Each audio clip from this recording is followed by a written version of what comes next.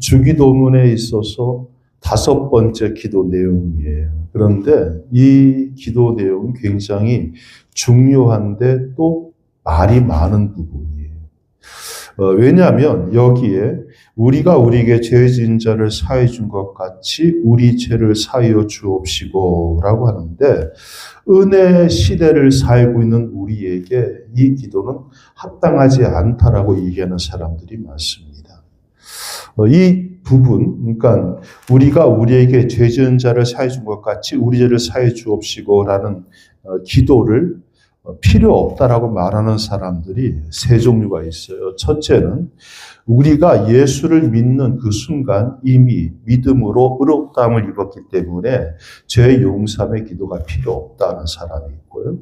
두 번째는 예수를 믿은 다음에 하나님으로부터 받은 성령께서 우리에게 임하심으로 우리의 죄성이 제거되었기 때문에 이 죄를 용서해달라는 기도는 필요가 없다. 세 번째는 이 기도의 내용을 얼핏 들으면 마치 우리가 다른 사람의 죄를 용서한 사실에 근거해서 그 대가로 우리의 죄를 용서해달라는 조건부 기도처럼 들리기 때문에 틀렸다라고 이야기하는 사람들이 있습니다. 자, 그러면 이거에 대해서 어떻게 우리가 바로 이해할 것인가? 첫 번째, 예수를 믿는 순간 죄 용서함 받고 그래서 의롭다함을 입었기 때문에 더 이상 회개할 필요가 없다라는 사람들에게 우리가 요한복음 13장 말씀을 보면서 이해를 할 수가 있어요. 요한복음 14장에 보면 어느 날 예수님께서 제자들의 발을 씻겨주시죠. 그때 베드로가 뭐라 그래요? 제 발을 씻길 수 없습니다라고 거절을 하죠. 그때 주님 뭐라 그래요? 그러면 너와 나는 상관이 없다 그러죠. 그랬더니 베드로가 다시 뭐라 그럽니까? 그러면 발만 아니라 온 몸을 씻겨 주시옵소서. 주님 하시는 말씀, 온몸을 씻었으니 다시는 온몸을 씻을 이유가 없고 목욕할 이유가 없고 발만 씻으면 된다 이렇게 말씀하시잖아요. 자, 여기에서 목욕, 온몸을 씻는 것은 뭘 말할까요? 예수를 믿음으로 중생한 것을 말합니다. 이거는 한 번이면 좋게. 자, 목욕을 하고 밖에 나가서 빡빡으로 돌아다녀요. 그러면 또 중동 그쪽에는 맨발에다가 흙먼지 길에다가 샌들 신고 되기 때문에 발은 금방 더러워지잖아요. 나갔다 들어오면 어떻게 돼요? 발은 닦아야 된다는 거죠. 우리가 예수를 믿음으로 우리의 죄사함 임한 건 사실입니다. 거듭났습니다. 그런데 우리가 살아가는 세상은 여전히 어떤 세상이에요? 죄가 있는 세상이라는 거죠. 여러분, 우리가요, 아무리 하나님 말씀으로 무장했다 할지라도 세상을 살아감에 있어서 죄와 상관없는 삶을 사는 사람은 없습니다. 어떻게 하든 죄에 대해서 자유할 수가 없다는 말이에요. 그러다 보니까 뭐가 필요해요? 발을 닦는 것 같은 회개의 기도가 필요하다는 것이죠. 성경에서 씻긴다라는 단어를 쓸 때 보면 이 문제를 주로 죄 문제를 해결하는 것으로 쓰는 걸 볼 수 있어요. 그래서 주님 말씀하실 때 목욕한 자는 발밖에 씻을 필요가 없다라고 말씀하시는 것도 그런 의미예요. 우리의 현실은 논리적으로는 죄사함을 받았고 하나님의 자녀가 되었고 영생을 얻었고 성령께서 우리 가운데 임재하셔서 역사하시지만은 여전히 우리는 죄에 더 자유로울 수가 없다는 것이죠. 이것을 요한복음 13장의 발 씻음에 비유해서 주님께서 가르쳐 주시는 거예요. 자, 요한 1서, 2서, 3서는요, 사도 요한이 이미 예수를 믿고 믿음의 사람이 된 성도들에게 쓰는 편지입니다. 성도들이 죄를 범하면 어떻게 해야 되는가에 대한 문제를 다루고 있어요. 요한 1서 1장 9절에 보니까 만일 우리가 우리 죄를 자백하면 저는 미쁘시고 의로우사 우리 죄를 사하시며 모든 불의에서 우리를 깨끗게 하실 것이요 라고 하셨습니다. 우리는 죄의 자백에 대해서 가르침을 발 씻음의 사건에 적용해서 볼 수 있다고 그랬어요. 발을 씻는다는 것은 바로 우리가 주님 앞에 죄를 자백함으로써 우리 영혼을 계속 순결하게 보존시켜 나가는 노력이라고 생각하시면 될 겁니다.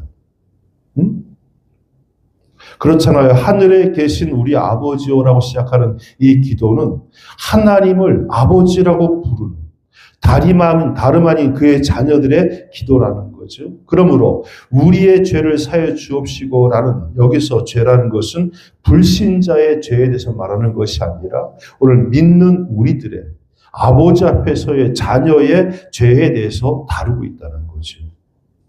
불신자의 죄는 심판을 피할 수 없습니다. 그러나 하나님의 자녀된 그리스도인들의 죄는 불신자들의 죄와 성격 자체가 다르다는 거예요. 그러므로 우리는 이미 의롭다함을 입었기 때문에 다시 죄를 자백할 필요가 없다라고 하는 사람들, 극단의 일부의 사람들의 복음을, 그들의 이야기를 들을 필요가 없다는 거죠. 두 번째, 내가 예수를 믿고 성령께서 내 가운데 임하시고 내가 거룩하게 성화되었기 때문에 내 안에 있는 모든 죄의 속성은 제거되었기 때문에 죄 고백의 필요성이 없다고 하는 사람들.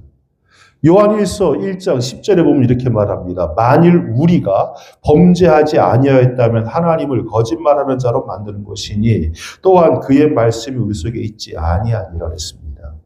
다시 읽어드릴게요. 만일 우리가, 자, 요한 1서는 누구에게 쓴 책이에요? 믿음의 사람들.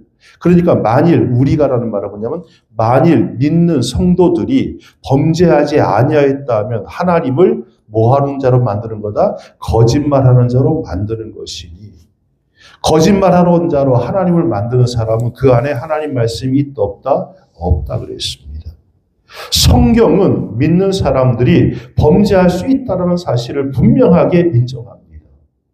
자기의 마음, 자기의 삶 가운데 있는 어둠이나 죄악들을 보지 않고 그저 단순히 그리스도인들은 영원하게 완전해졌다라는 것을 이야기하는 사람들은 자신들을 잘 모르는 사람들이에요. 여러분, 우리가 성인, 성자라는 말 쓰잖아요. 어떤 사람이 성자예요? 죄가 없는 사람? 아니에요. 성자에 대한 단어의 개관은 그렇습니다. 성자는 죄에 대해서 민감한 사람. 우리는 웬만한 죄 짓고도 다 그렇게 사는데 하고 넘어가는데 이분들은, 이 성자들은 성인이 되면 될수록 거짓말 하나 해놓고도 그것 때문에 가슴 아파하고 잠을 못 이루는 사람들. 작은 잘못에도 민감한 사람이 어떤 사람이다? 성자라고 했습니다. 여러분, 그리스도의 인격을 닮아갈수록 거룩한 성자가 되어지면 될수록 자기 마음과 생활 속의 죄 문제에 대해서 더욱더 민감하게 반응한다는 사실을 기억하시기 바랍니다. 그래서 나는 성령이 내 안에 거하심으로 인해서 죄의 속성이 다 제거되었고 거룩해졌다라고 말하는 사람들은 어떤 의미에서 가장 불완전한 사람들에 속합니다. 그 박영길 목사님이 한 번씩 그런 말 차요. 거룩을 말아넘치고 거룩을 말아넘치고 거룩한 놈 없다. 거룩한 채 하는 사람이 보면 가장 안 거룩하다. 그 말 자주 하세요. 맞는 거 묘하게 설득력이 있어. 성경은 말해요. 우리는요. 절대 성령이 내 안에 계시지만은 완전한 자가 아니다. 오히려 성령이 내 안에 왕성하게 활동하시면 다른 사람이 그저 아무렇지 않게 넘어가는 죄에 대해서도 괴로워할 줄 아는 삶을 살아야 된다. 근데 마지막에 뭐예요? 무엇을 행하기 때문에 하나님 앞에서 의롭다함을 얻을 수 있다라고 하는 사람들. 그러니까 내가 너의 죄를 제해 줬으니까 내 죄도 사해 주세요. 이 말로 이해하는 사람. 근데 여러분, 성경 말씀을 잘 보세요. 성경은 이렇게 말해요. 우리가 우리에게 죄 지은 자를 사해 준 것 같이. 이렇게 말했지. 우리에게 죄 지은 자를 사해 준 것 때문에 우리 죄를 사해 주세요. 혹은 내가 저 사람의 죄를 사해 주었으니 그거에 근거해서 내 죄를 용서해 주세요. 라고 하지 않습니다. 오히려 이 말씀은 우리가 이렇게 보는 게 맞을 거예요. 우리가 예수님 앞에 나가요. 하나님 앞에 나갈 때 예수의 사랑으로 인해서 엄청난 죄를 용서받았다는 확실한 경험이 있으면 그 경험이 너무너무 크기 때문에 다른 사람의 죄점은 아무것도 아닌 것으로 용서할 수 있는 그런 존재가 된다는 것으로 보는 게 옳을 거예요. 그러니까 우리가 우리의 죄를 용서받았으니 그 용서받음의 감격 가운데 다른 사람들의 죄도 그냥 용서할 수 있게 해주세요라는 기도가 그렇게 해서는 것이 옳다는 거죠. 오늘 우리가 참된 그리스도인이라면 내가 하나님께로부터 참된 용서를 받았다면 우리에게 잘못된 어떤 사람들의 허물과 죄라도 용서할 수 있다는 거예요. 이건 필연적인 사건이라는 거죠. 자, 또 이 기도는 이 시대에 적용될 수 없는 율법적 기도라고 이야기합니다. 왜냐하면 거기에 예수님 이름으로 예수님 때문에라는 단어가 없기 때문에. 여러분, 성경 전체의 흐름을 보면요. 그 성경 전체는 그리스도라는 이름이 없어도 하나님이라는 이름이 없어도 모든 죄는 그리스도를 통해서 용서받는다는 그 명제가 흐르고 있다는 말이에요. 사막에 어느 사막이지 이름 잊어버렸는데 사막인데 우기가 되면요. 사막 곳곳에서 연못이 쫙 생겨. 연못이 1000개도 넘어. 근데 웃긴 거는 거기서 고기를 잡아. 한번 찾아보세요. 우기의 그 연못으로 변하는 사막이 이렇게 채우면 나올 거야. 아, 신비로워 아주. 사람들은 이해를 못해.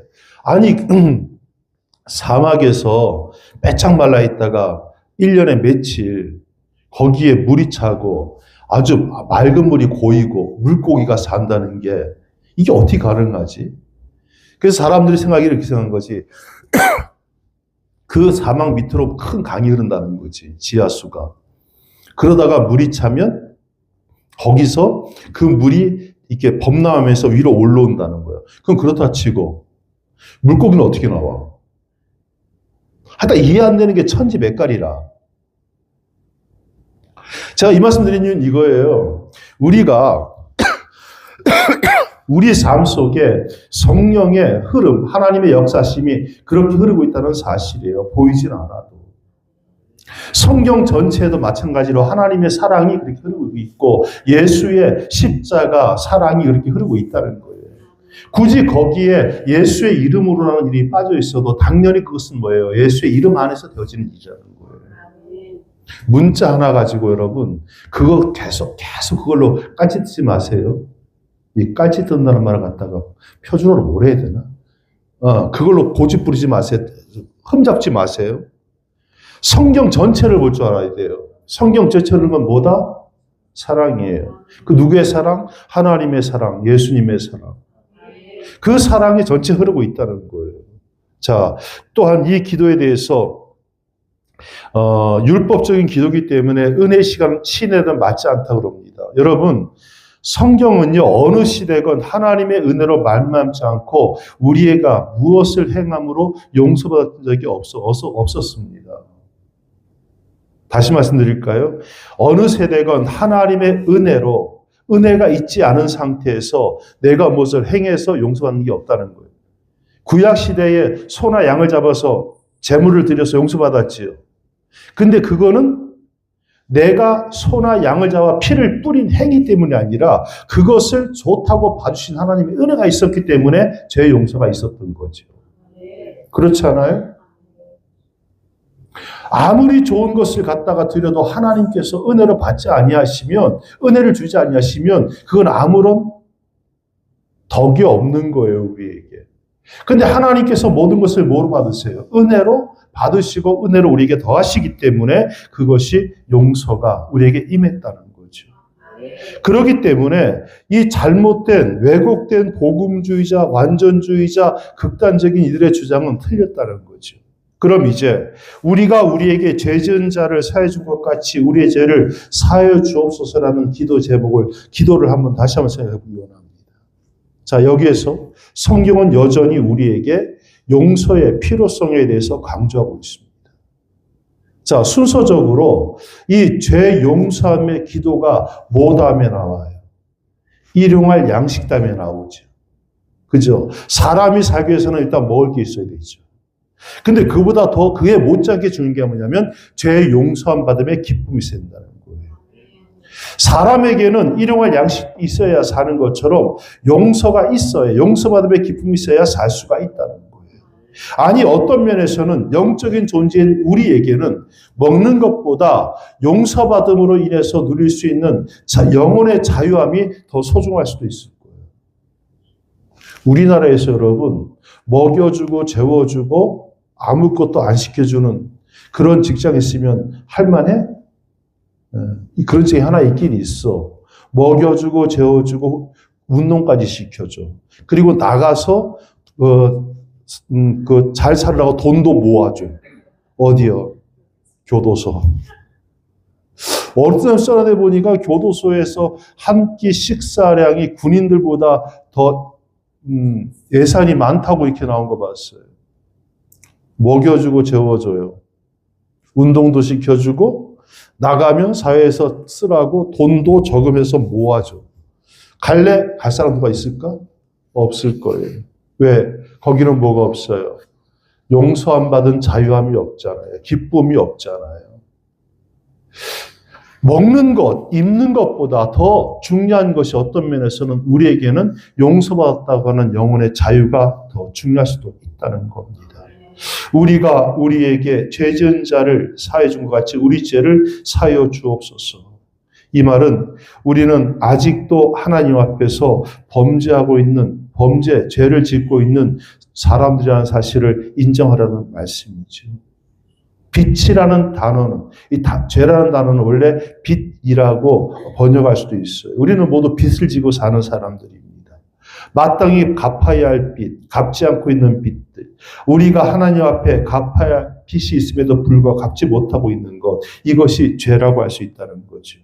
야고보 4장 17절에 야고보는 이렇게 말합니다. 이러므로 사람이 선을 행할 줄 알고도 행치 아니하면 죄니라. 교회를 향해서, 이웃을 향해서, 가족을 향해서, 그리고 자기 자신을 향해서 마땅히 해야 할 것을 하지 않는 것들, 그것이 뭐다? 죄라는 거예요. 내가 하나님 앞에 죄를 범하고 있으면서도 죄가 없다라고 말하는 것처럼 큰 죄는 없습니다. 파스칼은 이렇게 말해요. 이 땅에는 두 종류의 사람이 있다. 하나는 자기가 죄를 짓고도 죄 짓을 모르는 사람이 있고, 또 하나는 죄를 짓고 죄 짓을 아는 사람이 있다. 전반에 있는 전자 같은 경우 죄를 짓고 죄 지은 걸 모르는 사람은 가능성이 없는 죄인이라 말할 것이고, 죄 짓고 죄인 것을 아는 사람은 죄 가능성이 있는 죄인이라고 말할 것이다. 여러분, 많은 사람들이요, 자기 죄를 짓고는요, 죄에 대해서 아예 개념 자체가 없습니다. 오히려 자기가 죄를 지을 수밖에 없었던 것을 갖다가 합리화시키고 다른 사람에게 이야기를 돌리는 것을 많이 봅니다. 지금도 보고 있잖아. 좀 다른 말인데, 요즘 세이브 코리아 엄청 모이잖아요. 그거 보고 사진 보고 어떤 사람이 이런 걸 올렸더라고. 진짜 불쌍한 놈들. 거기 태극기 들고 왔다 갔다 하는 사람들은 일당 받고 나간 사람들인데 얘들은 일당도 못 받고 나가서 이 짓 하고 있다. 여러분, 오늘 우리가요, 죄가, 잘못이 무엇인지를 알고 그것을 인정하는 사회가 돼야 돼요. 근데 안 그러잖아요. 지금 흐름이 뭐예요? 죄를 죄라고 인정하는 순간 손해본다. 끝까지 우겨라. 잘못된 거죠. 근데 오늘 기독교인 중에서도 많은 사람이 그렇게 산다는 거예요. 어떤 목사님이 그 얘기를 하더라고. 우리나라에서 종교에 대한 신뢰도를 조사해 보니까 기독교가 14%더래요. 신뢰도가. 그래서 이 목사님이 그렇게 생각했대. 1등 불교, 2등 천주교, 3등 기독교, 개신교 생각했는데 알고 봤더니 1등 불교, 2등 캐톨릭, 3등 원불교, 4등 개신교들이에요. 원불교 아세요? 활동 안 하자. 이 사람도 활동 안 하죠. 있는 듯 없는 듯 하잖아. 그분이 하는 말이 그거예요. 우리 기독교에서 그렇게 나가서 목 터져라 전도하고 선교하고 불이웃 돕고 나가서 광장에서 거리에서 떠들고 다니는데 그렇게 떠든 결과가 조용히 아무것도 안 하고 있는 옹이보다 밑에들이에요. 이건 뭐 잘못된 거 아니에요, 뭔가. 저는 그 이유를 이렇게 봐요. 그냥 우리가 나가서 교회에서 나가서 전도하고 뭐 가두전도하고 하는 것들이 세상 사람들이 볼 때는 오히려 피로감을 주는 것밖에 안 됐구나. 나 서울 갈 때마다 그걸 절실히 느끼거든. 서울 앞에 가면요 텐트 쳐놓고 장로님 보셨지? 쳐놓고 엄청나게 큰 소리로 계속 찬송가 틀어져 있는 사람도 있어요. 그게 뭐 서울역 교회인가 해가지고는 아마 하여튼간 엄청 그래서 죄송합니다. 목사인 저도 나가면서 할렐루야 인사해야 되는데 그게 안 돼요. 아우 너무 시끄럽다 그러고 지나가요. 오히려 왜 이런 문제 생길까? 우리가 전하는 복음이 잘못되고 예수가 잘못돼서 그런 거예요? 그건 아니잖아요. 예수의 복음과 예수의 진리의 말씀 그 자체는 이미 가치가 있는데 오히려 우리가 그것을 예수님의 그 진리의 복음을 훼손하고 있지는 않은가 하는 생각을 한다는 거예요. 우리가 잘못됨으로 인해서. 왜 그런 문제가 생길까? 나는 파스칼 했던 첫 번째 삶이 그런 거라 생각해요. 스스로가 죄인임에도 죄인임을 모르고 오히려 다른 사람을 향해서 지옥 갈 놈들이라고 욕하는 우리의 현 세태의 모습. 중요한 건 이거예요. 다른 사람 보고 회개하라 할 것이 아니라 나를 보고 회개하라. 너 자신이 말씀 앞에 순결하라고 본인에게 이야기할 시대가 지금이라고 저는 그렇게 믿습니다. 마틴 루터는 그렇게 말합니다. 그리스도인들은 의인이며 영 동시에 죄인이다. 우리는 예수의 사람이기 때문에 의로운 자 맞아요. 그러나 살면서 끊임없이 죄로부터 자유롭지 못하다는 사실이죠. 인정하라는 거예요. 그래서 이 기도에는요, 죄의 자백성에 대해서 가르치고 있습니다. 칼빈은 말합니다. 사람들이 자기의 죄를 자백하지 않는 것은 갚아야 할 빚을 갚고 있지 않는 것과 같다. 마틴 루터는 사람들이 죄를 자백하지 않는 이유는 스스로가 겸손하지 못하기 때문이다라고 말합니다. 그런 말이에요. 지도자는 잘못이 있어도 인정하면 안 된다. 지도자가 잘못을 인정하는 순간 지도력에 손상이 있는다. 그런 말 하잖아요. 새빼한 거짓말이에요. 지도자가 자기의 잘못을 솔직히 인정하고 고백할 때 오히려 지도력은 더 강해질 수 있다고 믿어요. 큰 소리 치고 나는 아니고 딴 사람이 했다라고 말할 때가 아니라니까요. 교회도 마찬가지잖아. 담임 목사가 교회 앞에서 이건 내가 잘못한 거였습니다. 미안합니다. 라고 사과하는 그 사람 보고 아유 목사가 띨띨해가 이렇게 말할 사람이 있습니까? 그런 말 하지 않아요. 다 그래요. 그렇게 말하면 목사님도 그럴 수도 있죠. 저에게 기도가 부족했나 봐요. 더 기도할게요. 이렇게 말하는 게 한국의 저거 아니야? 근데 뭐 잘못 가르쳤어. 지도자는 고개 숙이면 안 된다. 지도자는 사과하면 안 된다. 왜? 지도자는 뭐 하나님이요? 잘못된 거예요. 오늘 지도자일수록 더 허리가 부드러워야 돼. 고개가 부드러워야 돼. 잘못을 잘못으로 인정하는 거기에서부터 새로운 출발이 가능성이 있다는 거예요. 자백은 영혼을 청결히 보호하고 하나님 관계를 회복시키는 능력이 있습니다. 하나님은 요한일서 1장 9절에서 만일 우리가 우리 죄를 자백하면 저는 미쁘시고 의로우사 우리 죄를 사하시며 모든 불의에서 우리를 깨끗하게 하실 것이오라고 약속하고 계십니다. 시편 32편 1절 4절 허물의 사함을 얻고 그 죄에 가려움을 받는 자는 복이 있도다. 마음에 간사가 없고 여호와께 정죄를 당치한 자는 복이 있도다. 내가 토설치 아니할 때 정을 신음함으로 내 뼈가 새하였도다. 주의 손이 주야로 나를 누르시오니 내 진액이 화하여 여름 가물에 마름같이 되었나이다라고 이야기하면서 이렇게 말해요. 죄를 자백하지 않을 때 이렇게 피곤하고 이렇게 힘들었다는 거죠.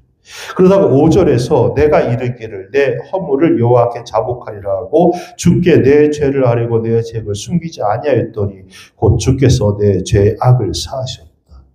죄 용서, 회개했을 때 죄 용서 받은 거예요. 기쁨이 있다는 거예요. 이거 모르니까 자꾸만 길이 꼬이는 거예요. 여러분 하나님 앞에서요, 높은 자 낮은 자 없어요. 다 똑같은 하나님의 사랑하는 자예요. 그러면 잘못된 것이 있으면 뭐해요? 하나님 앞에 자기의 잘못을 고백하고 용서받는 것이 인생을 위대하게 변화시킬 수 있는 기회라는 사실입니다. 이 기도는 우리의 죄를 용서받기 앞서서 타인의 죄를 용서해주는 겸허한 아량이 포함되어 있습니다.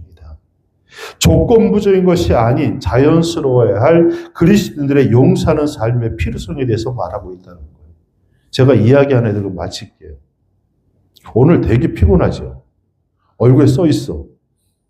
비가 와서 그래. 춥다가 날이 싹 풀리면 몸이 노곤노곤해. 춘곤증이라고 그럽니다. 드디어 봄이 왔습니다. 조금만 기다리세요. 여러분 잘 아는 독일의 라벤스부르크 수용소에서 온갖 학대를 당하다가 겨우 살아남은 코리 덴 붐이라고 하는 여사가 있습니다. 여인이 있어요. 코리 덴 붐 여사. 이 얘기 많이 들으셨죠? 되게 유명하신 분인데, 이 코리 덴 붐 여사에 대한 이야기예요. 이분이 나치에서요, 언니가 자기가 보는 앞에서 죽임을 당해요. 하여튼 이분에 대한 이야기가 굉장히 많아요. 근데 이분이 전쟁이 끝나고 난 다음에 이르는 곳마다 용서의 복음을 선포하고 다닙니다. 그리고 예배가 끝나면 많은 사람들이 코리덴 여사에게 찾아와서 손을 잡고 눈물을 흘리고 그녀의 사랑과 그녀를 통해서 역사하신 하나님의 놀라운 사랑 앞에 감사를 드리곤 했습니다. 이분이요, 감옥에 가서 젊은 처녀의 몸으로 말 못할 별의별 더러운 꼴을 다 당했어요. 언니도 그렇게 당하다가 결국은 감옥에 죽었고.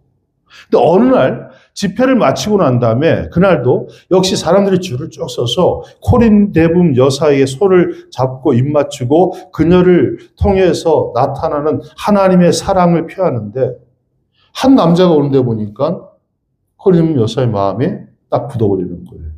왜냐하면 그 남자는 누구냐면 포로 수용소에서 그녀의 옷을 벗기고 채찍질하면서 침을 뱉었고 그녀의 언니를 죽였던 그 남자가 거기 서 있는 거예요. 코린 여사는 이렇게 말합니다. 피가 식는 것 같고 온몸이 굳는 것 같았다. 그때 코린 여사는요, 말로 닿을 수 없는 영혼의 고통 속에서 하나님께 기도합니다. 주님, 저는 저 사람을 사랑할 수 없어요. 그러나 주님의 사랑으로 말미암아 사랑할 수 있는 것을 믿나이다. 주여, 믿습니다. 그리고 손을 내밀어 그 독일 간수의 손을 잡는 순간 하늘의 사랑이 자기 영혼 속에 파고드는 것을 느꼈다라고 이야기를 해요. 용서할 수 없는 사람이잖아.